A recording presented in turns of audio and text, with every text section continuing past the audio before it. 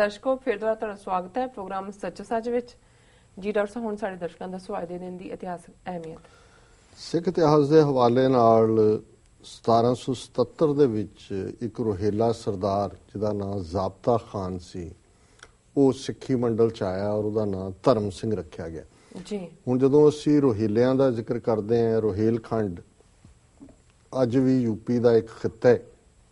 ਉਹਦੇ ਪਠਾਨ ਸਨ, ਬੜੇ ਬਹਾਦਰ ਪਠਾਨ, ਔਰ ਜਦੋਂ ਯੂਪੀ ਦੇ ਹਵਾਲੇ ਨਾਲ ਮੱਧ ਪ੍ਰਦੇਸ਼, ਉਦੋਂ ਇਹ ਰੀਜਨ ਰੋਹੇਲਖੰਡ, ਬੁੰਦੇਲਖੰਡ, ਜਦੋਂ ਅਸੀਂ ਬੰਗ ਦੇਸ਼ ਕੇ ਬਘੇਲੇ ਵੀਰ ਬੰਦਸੀ ਬੁੰਦੇਲੇ ਬੁੰਦੇਲਖੰਡ ਦੇ, ਸੋ ਇਹ ਰੋਹੇਲੇ ਜਿਹੜੇ ਨੇ, ਇਹਨਾਂ ਦੀ ਇੰਨੀ ਕੁ ਤਾਕਤ ਪਠਾਣਾ ਦੀ ਇੱਕ ਸਟੇਜ ਤੇ ਵੱਧ ਗਈ ਕਿ ਇਹਨਾਂ ਨੇ, ਕਿਉਂਕਿ ਮੁਗਲਾਂ ਦੇ ਆਉਣ ਤੋਂ ਪਹਿਲਾਂ ਬਾਬਰ ਨੇ ਪਠਾਣਾ ਤੋਂ ਹੀ ਰਾਜ ਲਿਆ ਸੀ, ਕਿਉਂਕਿ ਜਿਹੜਾ ਸਿਕੰਦਰ ਖਾਨ ਲੋਧੀ ਹੈ ਉਸ ਨੂੰ ਹੀ ਜਿਹੜਾ ਉਹ ਹਰਾਇਆ ਇਬਰਾਹਿਮ ਲੋਧੀ ਨੂੰ ਬਾਬਰ ਨੇ ਪਾਣੀਪਤ ਦੇ ਮੈਦਾਨ 'ਚ 1526 ਪਰ ਕੁਝ ਪਾਕਟਸ ਜਿਹੜੀਆਂ ਸੀ ਉਹਨਾਂ ਦੇ ਵਿੱਚ ਪਠਾਨ ਜਿਹੜੇ ਜਿਨ੍ਹਾਂ ਨੇ 200-300 ਸਾਲ ਮੁਹੰਮਦ ਗੌਰੀ ਤੋਂ ਬਾਅਦ ਮਹਿਮੂਦ ਗਜ਼ਨਵੀ ਵੀ ਪਠਾਨ ਸੀ, ਸੋ ਉਹਨਾਂ ਨੇ ਵਾਪਸ ਕਈ ਥਾਵਾਂ ਦੇ ਉੱਤੇ ਆਪਣੀ ਜਿਹੜੀ ਹੈ ਉਹ ਤਾਕਤ ਪੈਦਾ ਕੀਤੀ ਔਰ ਕਬਜ਼ਾ ਕੀਤਾ।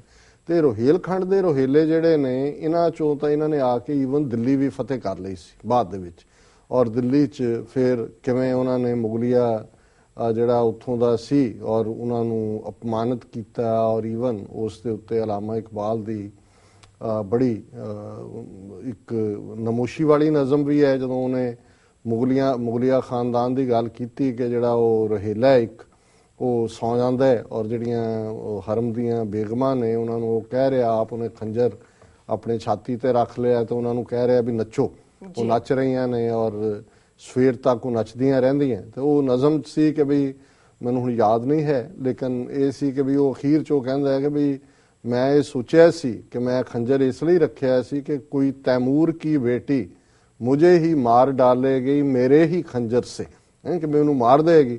ਪਰ ਅੱਜ ਇਹ ਰਾਜ਼ ਖੁੱਲਿਆ ਕਿ ਵੀ ਜਿਹੜੀ ਗੈਰਤ ਨਾਂ ਦੀ ਚੀਜ਼, ਅਣਖ ਨਾਂ ਦੀ ਚੀਜ਼ ਸੀ, ਉਹ ਗਈ ਤੈਮੂਰ ਕੇ ਘਰ ਸੇ, ਕਿ ਵੀ ਉੱਥੋਂ ਚਲੀ ਗਈ। ਪਰ ਇਹਨਾਂ ਰੋਹੇਲਿਆਂ ਚੋਂ ਇੱਕ ਜ਼ਾਬਤਾ ਖਾਨ ਰੋਹੇਲਾ ਜਿਹੜਾ ਇਹ, ਔਰ ਇਹ ਉਹੀ ਪੀਰੀਅਡ ਸੀ ਜਦੋਂ ਰੋਹੇਲੇ ਵੀ ਦਿੱਲੀ ਦੇ ਉੱਤੇ ਆਪਣੇ ਫੁਰੇ ਕਰ ਰਹੇ ਸੀ, ਅਟੈਕ ਕਰ ਰਹੇ ਸੀ, ਔਰ ਸਿੱਖ ਵੀ ਜਿਹੜੇ ਨੇ ਉਹਨਾਂ ਨੇ ਜਿਹੜਾ 1766 ਚ ਲਾਹੌਰ ਲੈਣ ਤੋਂ ਬਾਅਦ ਦਿੱਲੀ ਵੱਲ ਜਾਂਦੇ ਸੀ, ਸੋ ਇਹਨਾਂ ਦਾ ਆਪਸ ਸਮਝੌਤਾ ਵੀ ਹੋ ਗਿਆ।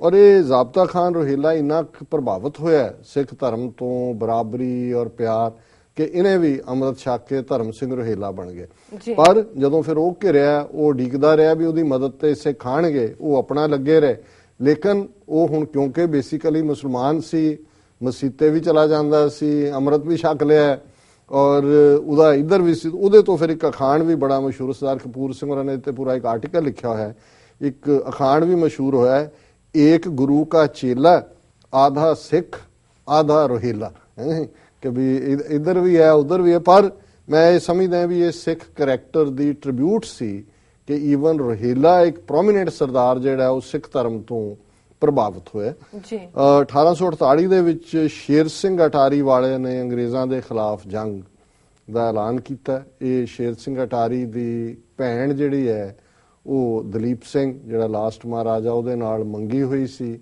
ਚਤਰ ਸਿੰਘ ਅਟਾਰੀ ਵਾਲਾ ਹਜ਼ਾਰੇ ਦਾ ਗਵਰਨਰ ਸੀ, ਪਰ ਜਿਸ ਤਰੀਕੇ ਨਾਲ ਅੰਗਰੇਜ਼ਾਂ ਨੇ ਇਹ ਮਿੱਥਿਆ ਸੀ ਕਿ ਪੰਜਾਬ ਨੂੰ ਆਪਣੇ ਕਬਜ਼ੇ 'ਚ ਕਰਨਾ, ਉਹਨਾਂ ਨੇ ਉਹ ਰਿਸ਼ਤਾ ਸਿਰੇ ਨਹੀਂ ਚੜਨ ਦਿੱਤਾ ਔਰ ਅਪਮਾਨਿਤ ਵੀ ਕੀਤਾ ਉਹਨਾਂ ਨੂੰ, ਪਿਓ ਪੁੱਤਰ ਨੂੰ।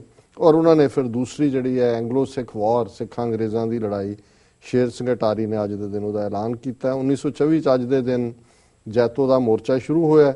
1940 ਚ ਗਾਂਧੀ ਨੇ ਅਕਾਲੀ ਲੀਡਰਾਂ ਨੂੰ ਕਿਹਾ ਵੀ ਤੁਸੀਂ ਕਿਰਪਾਨ 'ਚ ਯਕੀਨ ਰੱਖਦੇ ਹੋ, ਕਾਂਗਰਸ ਨਹੀਂ ਰੱਖਦੀ। ਸੋ ਜ਼ਾਹਰ ਹੈ ਗਾਂਧੀ ਵਾਰ-ਵਾਰ ਸਿੱਖਾਂ ਨੂੰ ਲਾਹਨਤਾਂ ਪਾ ਰਿਹਾ ਸੀ ਕਿ ਸਾਡਾ ਤੁਹਾਡੇ ਨਾਲ ਕੋਈ ਸਬੰਧ ਨਹੀਂ ਹੈ, ਫਿਰ ਵੀ ਕਹਿੰਦੇ ਸੀ ਤੂੰ ਸਾਡਾ ਬਾਪੂ ਹੈ।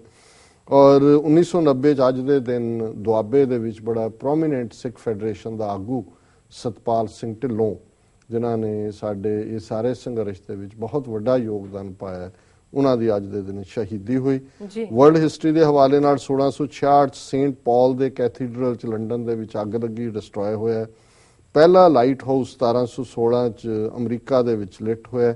1752 ਚ ਅਮਰੀਕਾ ਔਰ ਇੰਗਲੈਂਡ ਨੇ ਜਿਹੜਾ ਗ੍ਰੀਗੇਰੀਅਨ ਕੈਲੰਡਰ ਇਸ ਨੂੰ ਲਾਗੂ ਕੀਤਾ ਤੇ ਸਪਟੈਂਬਰ 3 ਦੀ ਤਰੀਕ ਸਪਟੈਂਬਰ 13 ਬਣ ਗਈ। 1812 ਚ ਨੈਪੋਲੀਅਨ ਨੇ ਮਾਸਕੋ ਦੇ ਉੱਤੇ ਕਬਜ਼ਾ ਤਾਂ ਕਰ ਲਿਆ, ਪਰ ਉਹ ਭੱਜਣ ਤੋਂ ਪਹਿਲਾਂ ਉਹਨਾਂ ਨੇ ਸਾਰੇ ਮਾਸਕੋ ਨੂੰ ਅੱਗ ਦੇ ਹਵਾਲੇ ਕਰ ਦਿੱਤਾ। 5-6 ਦਿਨ ਅੱਗ ਜਿਹੜੀ ਹੈ ਬਲਦੀ ਰਹੀ। 1872 ਚ ਬ੍ਰਿਟਿਸ਼ ਨੇ ਅਮਰੀਕਾ ਨੂੰ $15 ਮਿਲੀਅਨ ਡੈਮੇजेस ਡਿਊਰਿੰਗ ਦਾ ਸਿਵਲ ਵਾਰ ਇਹ ਪੇ ਕੀਤੇ।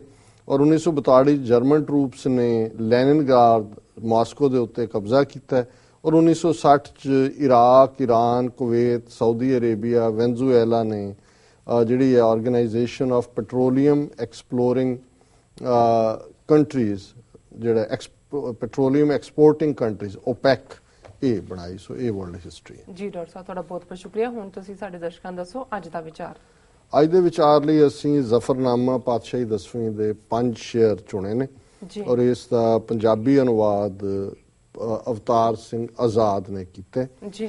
ਕਿ ਅਫਗਾਨੇ ਦੀਗਰ ਬਿਆਮਦ ਬਜ਼ੰਗ ਚੂ ਸੈਲੇ ਰਵਾਂ ਹਮ ਚੂ ਤੀਰੋ ਤੁਫੰਗ। ਫਿਰ ਇੱਕ ਹੋਰ ਅਫਗਾਨ ਨੇ ਆਦਤੀ ਲਲਕਾਰ ਸ਼ੂਕੀ ਵਾਂਗ ਤੂਫਾਨ ਦੇ ਤੀਰਾਂ ਦੀ ਬੋਛਾੜ। ਇਹ ਚਮਕੌਰ ਦੀ ਜੰਗ ਨੂੰ 10ਵੇਂ ਪਾਤਸ਼ਾਹ ਬਿਆਨ ਕਰ ਰਹੇ ਨੇ ਜੀ। ਬਸੇ ਹਮਲਾ ਕਰਦੰਦ ਬਾ ਮਰਦਾਨਗੀ ਹਮ ਅਜ਼ ਹੋਸ਼ਗੀ ਹਮ ਅਜ਼ ਦੀਵਾਨਗੀ। ਹੱਲੇ ਕਰ ਕਰ ਕੇ ਵਧੇ ਉਹ ਮਰਦਾਨਾ ਵਾਰ ਹੋਸ਼ ਸਿਆਣਪ ਜੋਸ਼ ਦਾ ਨਾ ਕੋਈ ਹੱਦ ਸ਼ੁਮਾਰ।